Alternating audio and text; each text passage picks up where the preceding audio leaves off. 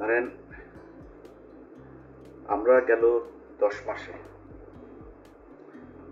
এই সরকারের বিরুদ্ধে অনেক ধরনের সমালোচনা করেছি, বিশেষ করে আসিফ নজরুল এবং ফারুকী।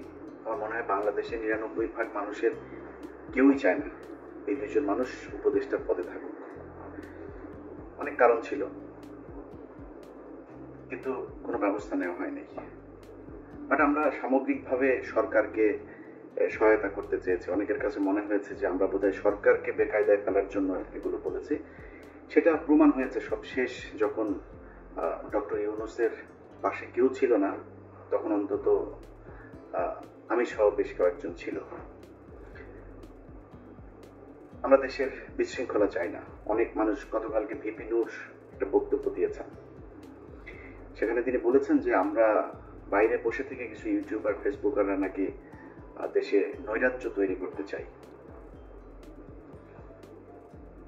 দেখেন আমরা কি চেয়েছি গেল 10 মাসে? আমাদের যে দাবিগুলো ছিল, কি আমার উপদেষ্টা বানান এটা চেয়েছিলাম? আমার একটা কাজ দেন, অমুক ইয়ের জন্য টেন্ডার করেন, এগুলো না তো। আমরা চেয়েছি এই দেশে ভারতীয় যে আধিপত্য সেটা বন্ধ হোক। সন্তোষ, প্রথম আলোতে টিপু সুলতান, মতি, মাহফুজ, এরা স্বরূপ, এই যে চক্র যারা কিনা বাংলাদেশকে মিথ্যা জঙ্গি তকমা দেওয়ার জন্য 21শে আগস্ট থেকে শুরু করে রমনা, পটমূল সহ বিভিন্ন জায়গাতে এই যে নাটক সাজিয়ে বাংলাদেশের মুসলমানদেরকে সারা পৃথিবীর কাছে সন্ত্রাসী হিসাবে উপস্থাপন করেছে, এগুলোর বিচার চেয়েছি। এগুলোর বিচার চাইতে যাওয়ার কারণে আপনারা নিরীহ মানুষের উপরে সেনাবাহিনী, পুলিশ সম্মিলিতভাবে আপনারা কি করেছেন, হামলা করেছেন। আমরা এরকম চিত্র দেখতে চাইনি। আমরা চেয়েছি বিভিন্ন গণমাধ্যমে আওয়ামী লীগের যেসব দোসররা আছে তাদেরকে সরান, সচিবালয়ের দোসররা আছে তারা সরান, পুলিশের কারা কারা আছে তাদেরকে সরান। আপনারা হত্যা মামলার আসামি পুলিশের যারা ছিল অনেককে আপনারা চাকরিতে গোপনে গোপনে চাকরিতে জয়েন করাচ্ছেন। আমরা এগুলি তো চেয়েছি, তাই না? আপনাদের খারাপ কিছু তো জানি, দেশের বিরুদ্ধে তো যাইনি। এখন এটা চাওয়ার কারণে আমরা নাকি বিশৃঙ্খলা তৈরি করলাম। এটা যদি ভারতের আধিপত্যবাদ থেকে বাঁচার জন্য ফ্যাসিবাদের বিরুদ্ধে কথা বলাটা যদি নৈরাজ্য হয়, তাহলে 5ই আগস্ট এই দেশে সবচেয়ে বড় নৈরাজ্য হয়েছে। সেই নৈরাজ্যের মাধ্যমে আপনি ক্ষমতায় এসেছেন। অনেক উপদেষ্টার মুখ থেকে শুনেছি যে মপতন্ত্র বন্ধ করতে হবে। এই যৌক্তিক আন্দোলনকে আপনি যেদিন মপতন্ত্র উল্লেখ করে তারপরে তার বিরুদ্ধে অবস্থান নিয়েছেন, সেদিনে আপনার পুরো সরকারটাই মপতন্ত্রের ফসল হিসাবে মানুষের কাছে উপস্থাপিত হয়েছে। আপনি আর দাঁড়াইতে পারেন নাই, পারবেনও না। এই সরকার এই মুহূর্তে ইউনূসের যে সরকার, একটা ভঙ্গুর একটা সরকার। যেই শক্তি আমরা মনে করেছিলাম সেই শক্তি আর এই সরকারের নাই। চাইলেও কিছু করতে পারেন, কোনো কিছু ন্যূনতম সংস্কারও যদি বিএনপি জামায়াত বলে যে আমরা চাই না, আপনার সেই ক্ষমতা আর নাই, আপনি এটা কি করবেন? কেন হলো এরকম? আমাদের যৌক্তিক দাবিগুলোকে আপনারা মব হিসাবে করেছেন, করতে হবে কেন? আমরা যে দাবিগুলো করেছি 5 তারিখের পরে সেই দাবির জন্য মানুষকে মাঠে নামতে হবে কেন? আপনি ওই ফেনীতে যান, নুসরাত হত্যাকাণ্ড, আল্লাহর কসম করে বললাম, যদি নুসরাত হত্যাকাণ্ডের 1 তিল পরিমাণ কোনো ঘটনা সত্য হয়ে থাকে, জীবনে কোনোদিন ভিডিও করব না। 2022 সালে এটা নিয়ে অনুসন্ধান করেছিলাম, সেটা 5 তারিখের পরে আরো একবার দিয়েছিলাম। আমি ওইটা নিয়ে এখন থরোলি কিছু কাজ করছি, একদম ফিল্ডে গিয়ে তারপরে কিছু কাজ করছি। ওইটা সময় পাই না, আপলোড দিতে পারছি না, ফাইনাল করতে পারছি না কাজটা। উচিত ছিল না 5 তারিখের পরে এরকম চাঞ্চল্যকর কিছু ঘটনা যেগুলো জানে মানুষ। বাবুল আক্তার এখনো পর্যন্ত চাকরি ফিরে পায়নি। এখন পর্যন্ত এই কি বলে হুমায়ুন আজাদ, এই বদমাইশের মামলায় আলেমরা জেলে। এখন পর্যন্ত কোথায় রমনা, পটমূল, কোথাকার কোন এই জঙ্গি নাটক টাটক এগুলির আসামিরা ইয়েতে বন্দী। 5ই মের ঘটনায় মামলায় আলেমরা বন্দী। বিএনপি জামাতের ছেলে পেলে এখন পর্যন্ত জেলখানায় বন্দী। কেন? এটার জন্য আন্দোলন করতে হবে? এটার জন্য আবার বিক্ষোভ করতে হবে, যমুনা ঘেরাও করতে হবে? কেন করেন নাই? অনেক কিছু তো করতে পারেন। আপনারা নুসরাতকে কয়েক ঘন্টার ব্যবধানে জেল থেকে ছেড়ে দিতে পারেন। আপনারা মুন্নি সাহারে ধরার পরে 5 হত্যা মামলার আসামি মুসলেখা নিয়ে ছেড়ে দিতে পারেন। মানে এটা কি খেলা নাকি? যা মনে চায়, যেমন মনে চায় আপনার মন মতো করে আপনি চালাবেন, আর ওইভাবেই মানুষ হা করে দেখবে।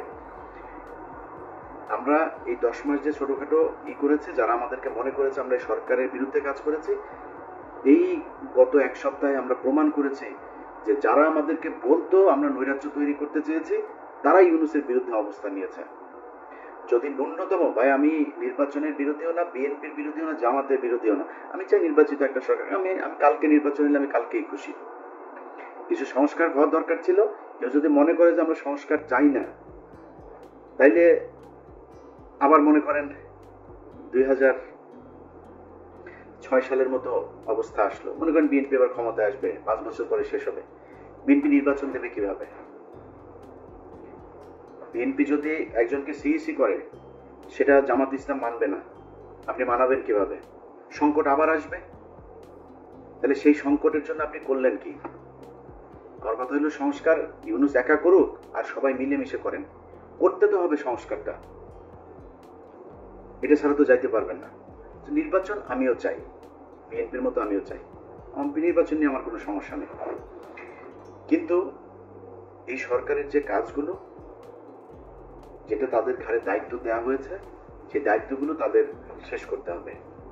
তার আগে যদি আপনি নির্বাচন দেন, একটা দল ক্ষমতায় আসবে, সমস্যাগুলো আগের মতোই হবে। তো আমরা ইউনূসের পাশে দাঁড়িয়েছি কি, যে ইউনূস যদি নাকি এই মুহূর্তে না থাকে, তাইলে আন্তর্জাতিক অনেক ক্ষেত্রে আমাদের এই দেশটা সংকটের মধ্যে পড়বে। যে সুবিধাটা ভারত নেবে, আওয়ামী লীগ নেবে। আমরা এই কারণে চেয়েছি যে ইউনূস অন্তত এই সময়টাতে থাকুক, ইউনূসের পাশে এসে দাঁড়িয়েছে, প্রমাণ করেছি আমরা দেশের নৈরাজ্য চাই না। অথচ এই ইউনূস সরকার, আমার মতো একজন ব্যক্তি, আমি কয়েকবার এই সোশ্যাল মিডিয়াতেও বলেছি, আমার মামলাগুলো করে নেই, কেয়ার করি না। আমি মামলা নিয়ে আমি কিছুই করি না। আমার অনেকে আমার মামলার কাগজ চায়, মানে আমার ব্যক্তিগত সম্পর্কের খাতিরে অনেকে চায়, ভাই দেন আমি মামলাগুলো করি। না, সরকারের করতে হবে এটা। আমি যদি কালকে দেশে যাই, এই আসিফ নজরুলের বাপের ক্ষমতা আছে, ও আমার পুলিশ দিয়ে জিজ্ঞেস করবে ভাই আপনার মামলা কি কি আছে, ওর বাপের ক্ষমতা আছে, ও আমার ধরে নিয়ে যাবে। এত সোজা না। কিন্তু উচিত ছিল এই সরকারের আমার জিজ্ঞেস করা যে ভাই তোমার মামলাগুলো কি। আমাদের কোনো অবদান নাই। এই যে সরকার এসছে, আওয়ামী লীগের বিরুদ্ধে আমরা কিছু করি নাই, কিছুই করি নাই, জিজ্ঞেসও করেন নাই। কেন করেন নাই? কারণ এই সরকার আসার পর থেকে কিছু কিছু মানুষজন তার প্রত্যেক সম্পত্তি মনে করেছে এই সরকারটাকে। এমনকি আমি ছাত্রদের ব্যাপারে আমার অনেক অভিযোগ আছে। আপনাদের সাথে যারা মাঠে ছিল, তাদেরকে আপনারা অনেককে মাইনাস করে দিয়েছেন। এটা করার ঠিক হয়নি। আমি মনে করি তাদের অভিশাপে আজকের এই অবস্থা। এগুলো ঠিক করা উচিত ছিল। তো অনেক অভিযোগ আছে। ইউনূস সরকারের কাছে আমাদের দাবি থাকবে, আপনাদের কাছে হাতে যে সুযোগটা এই সরকার, এই দেশের মানুষ দিয়েছে সরকারকে, সেই সুযোগটা কাজে লাগান। আমার মনে হয় গত 5 তারিখের আগ থেকে আজকে পর্যন্ত এই 10 মাসে যদি আমি হিসেব করি, তাহলে এই দেশের কোনো কিছুই চেঞ্জ হয়নি। দুর্নীতি, লুটপাট বরং আগের চাইতে আরো বেশি হচ্ছে। এখন সমস্যাটা হয়েছে যে কয়দিন থাকবো, যা পাই তাই খাই, যে যারে দিয়া পারে। আওয়ামী লীগের কাছ থেকে নয়, বিএনপি জামাতের এরাও অনেকের কাছ থেকে আছে, ছাত্রদের মধ্যে অনেকে আছে। মানে দেশটা আসলে কারোরই না। মনে হয় এটা একটা ওই যে প্রবাসী স্ত্রীদের মতো বলে না, যে ওই যে কি সুন্দরী ভাবি কি পাশের গরিবের সুন্দরী বউ, গরিবের সুন্দরী বউর মতো অবস্থা। এখন এই যে গরিবের সুন্দরী বউরে নিয়ে যে যেমনে পারে টানাটানি করে খাচ্ছে, এই জন্য এতগুলো মানুষ জীবন দিয়েছিল। এখন আমরা যদি এগুলো নিয়ে কোনো কথা বলি, তাহলে এরে নিয়ে বললে এই নাখোশ, ওরে নিয়ে বললে ওই নাখোশ, না বললে যদি খুশি থাকেন তাহলে ভালো, বলবো না আস্তে আস্তে।